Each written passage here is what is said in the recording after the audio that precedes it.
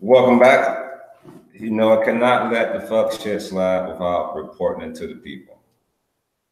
If you haven't heard, Brandeis University, which is an American private university, it's an American private research university in Waltham, Massachusetts, all right?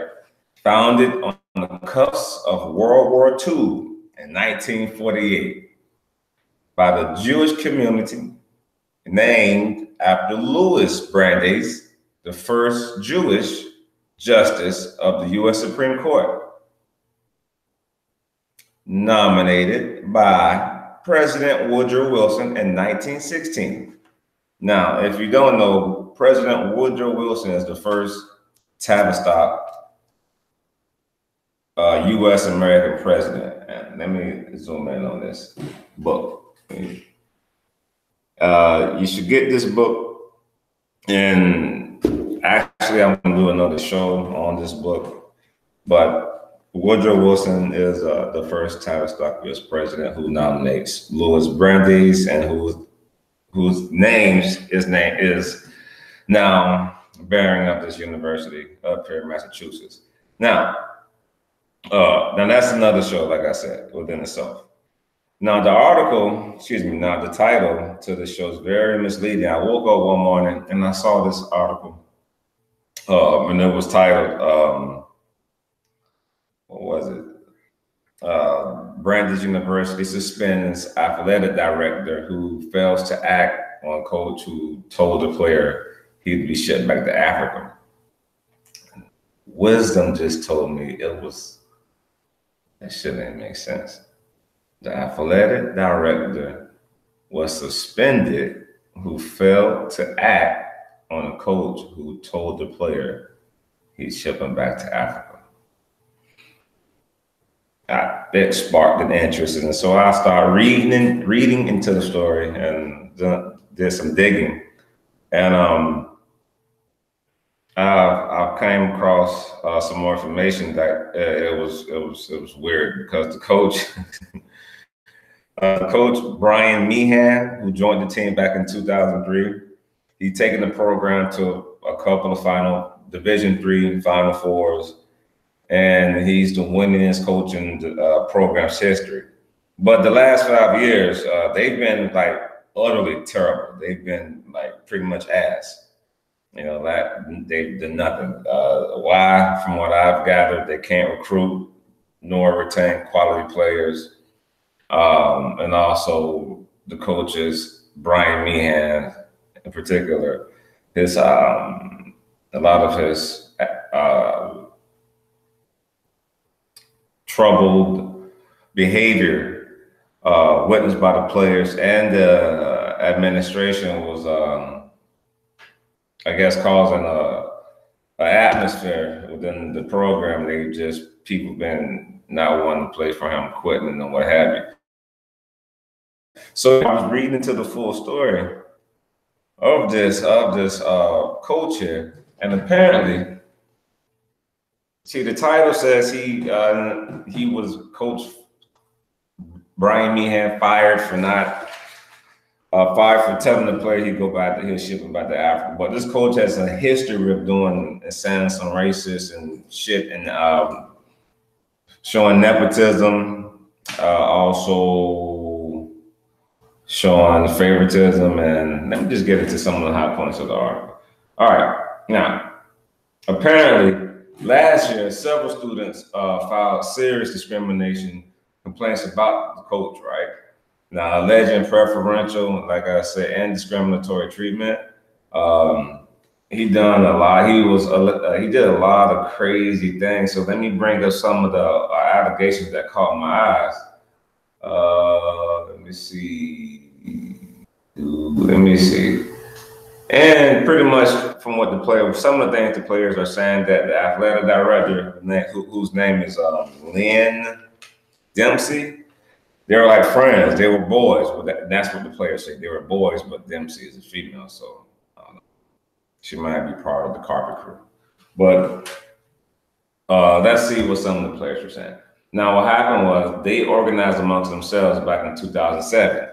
remember the timeline. The players got together in May of 2007. Excuse me, in May of 2017. And they all got their list of complaints together because they were saying the coach was saying a lot of bullshit in practice, you know, saying a lot of slick shit, a lot of racist shit. And so they congregated in May 2007 and got their detailed list together. Now, they went to the school with these allegations, right? So they took these complaints to the Human Resource Department, okay? And the investigations wound up proceeded over the ensuing 6 months. Now, apparently there was a conclusion reached in 2017 in November, but the contents of the conclusion or the punishment were never revealed to the players. So let me back up. The players got together and they took their complaints to the Human Resource Department in May of 2017. 6 months went by, and some of the players had been checking in or following up, and they was getting a run around. And finally, in November, they were told, "Oh yes, a conclusion was made, but we can't tell y'all what the punishment was, but he was supposedly punished." Some bullshit. So, if you go, I'm gonna put the link to the story in the description. You'll see it in there. But Deadspin's the one who broke the story. They have obtained a series of emails exchanged between the Brandeis Human Resource Department and the group of players. I've read through them all, but you can read through that at your leisure. You know what I'm saying?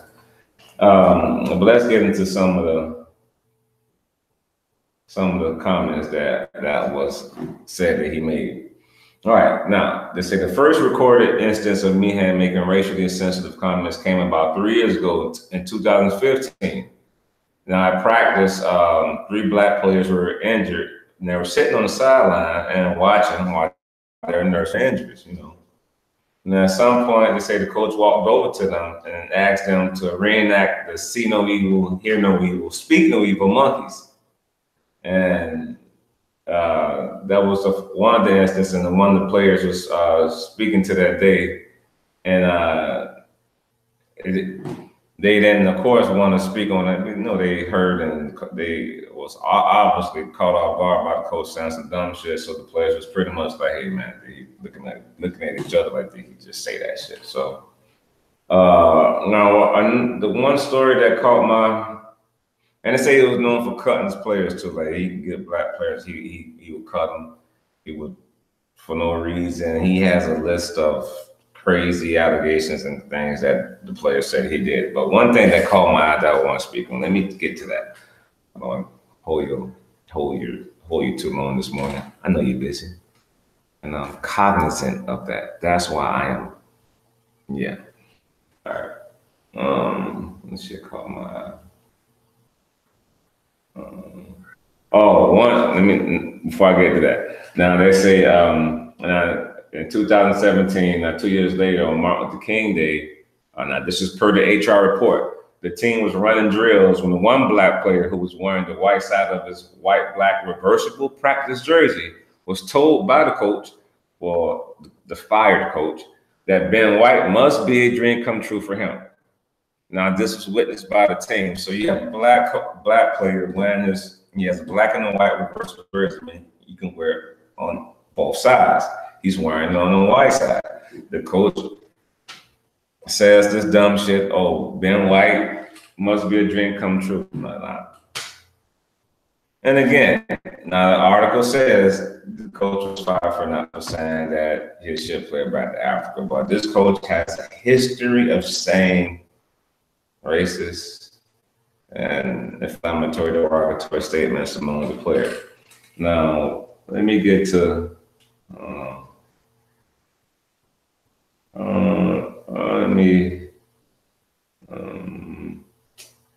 he apparently cussed out the player from his parents.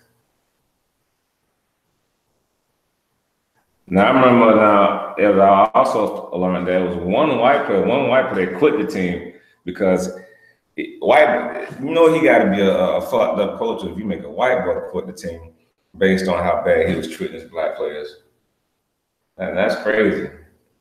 All right, here we go. Now this is the incident that the coach did that I was like, this could not have been me in this situation, but I'm glad the kid handled it how he did. Now, it was the Brandeis home game of the 2017 season. The team's senior day faced off against Tavistock University in St. Louis. Shout out to Washington University in St. Louis. Nice campus. I was up to St. Louis last year. Working and shit. Nice campus. But anyway, with the half winding down and Brandeis keeping the favorite Bears within striking distance, one of Washington University's players was whistled for a technical foul. Now, as this player one remembers it, now this is player one's one of his complaints to HR, what the coach said, what happened with him and the coach. So this is his senior day, the black player. Now, they're playing against Washington University of St. Louis. The St. Louis team gets a foul call, a technical foul. So the black player for Brandeis is thinking he's going to shoot the technical foul shots because he's made the last 15 free throws in a row in his senior day. So he has his family, they in the stands, they feeling good. And Mom Duke's in the stand talking shit. Yeah, my baby. My baby. My baby. Senior day, so you know they represent him. Technical foul on the other team, so homeboy about to get up there and get 2 more free throws. He just made 15 in a row. What does coach fuck up do? Blows up. Like I'm a small joint. No. But what does he do? He blows a whistle. Not blow a whistle. Calls a timeout. Substitute his son in the game. This is why they say he had a lot of nepotism issues as well. And they say his son sucked. Put his son in the game to take the foul shots.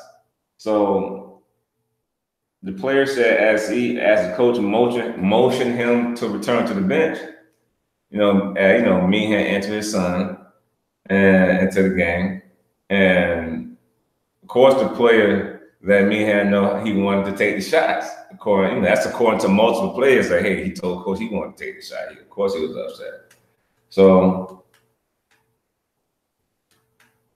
as he said, I was already saying he's on the court already. He's thinking he's going to take the shots. His son walks on until he subs his son into the game. The kid comes in off on the bench. I'm a senior. It's my senior night.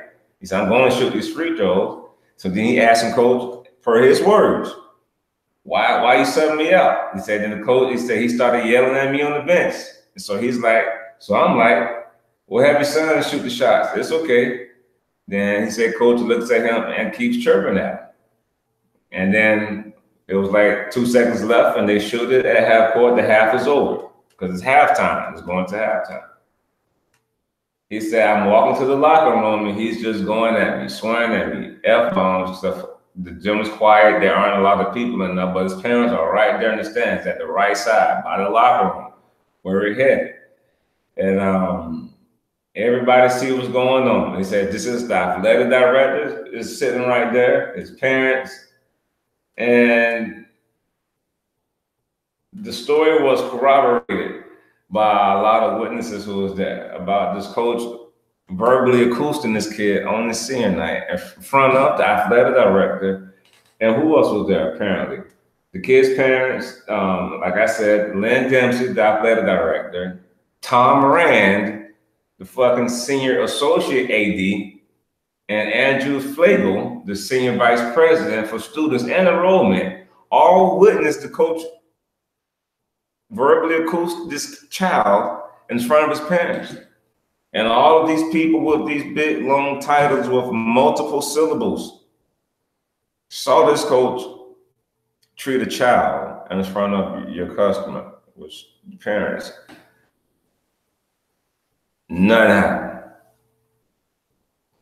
That's why now when the coach does this last thing, what he did, told the player he'll ship him back to Africa.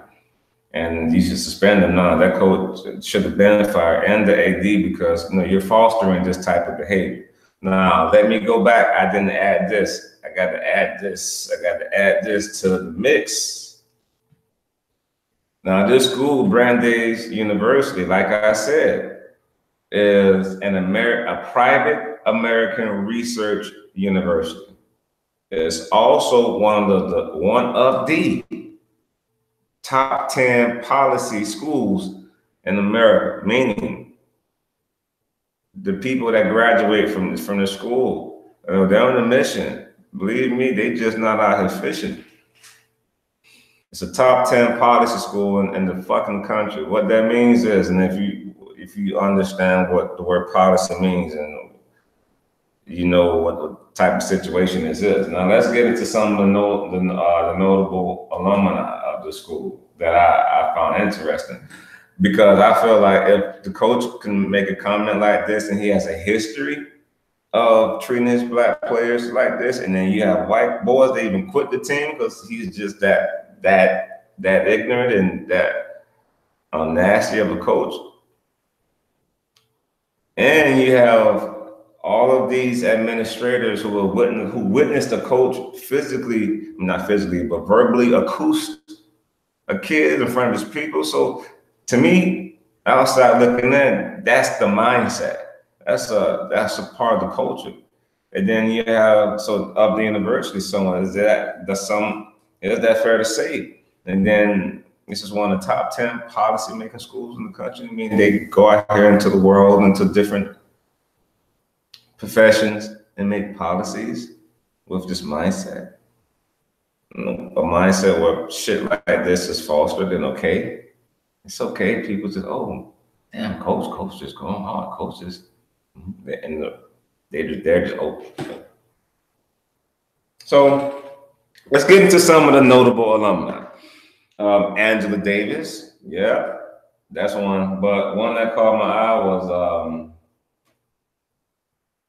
Haile Menkerios, Haile Menkerios, class of 1970, but went on to become the head of United Nations Office to the African Union Special Representative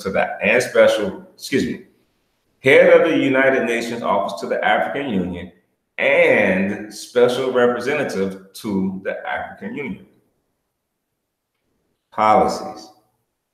I've been commenced research on some of the policies and some of the things that happen in certain African countries and other countries during their tenure, and that's going to come up. They also have a lot of other notable alumni from this top 10 policy school. Daniel Shapiro, class of 1991. Former U.S. ambassador to Israel. Interesting. We got Jared Hart, 73, Iceland's U.S. ambassador, former prime minister. Michael Horowitz, class of 1984, Inspector General, U.S. Department of Justice. Policy, top 10 policy school. U.S. Department of Justice. We're all of those. We already know what hands the U.S. Department of Justice covers. If you don't, please make some time to understand the scope of the Department of Justice. All right. Journalism and media, they have notable alumni in the journal media world. Walt Mossberg, the information IT columnist. Yeah, Guy Raz, host of TED Radio Hour, not NPR. Like I said, Angela Davis, other people in government and politics, business and industry, authors, notable authors, arts and entertainment. Dave Crane, one of the creators of Friends. I've never even seen the episode of Friends. A lot of people thought it was cool. The creator of Backyardigans. Shit, so you gotta, hey man, it's just not the coach. Furthermore, in closing, I also was able to, I did, in the short amount of time that the story came out, I was able to talk to, met some people, some people that went to the school, some Black people, indigenous or whatever term you want to use, or whatever. But they weren't surprised at all about the coach and what happened because based on their experiences there.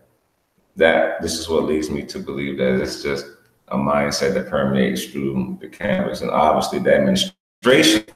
And nobody is returning a phone call or a damn email. I mean, Cheryl Sosa, who's the vice president of student affairs, she's not returning any comments. She's not no comments, no replies to the story. Lynn Dempsey, the athletic director, Linda Shinamato, the former Title IX coordinator and director of employment and employee relations, and the HR rep on the case in terms of the case that the players took to her, and she apparently left the school, and Robin Nelson Bailey, who's the vice president of HR.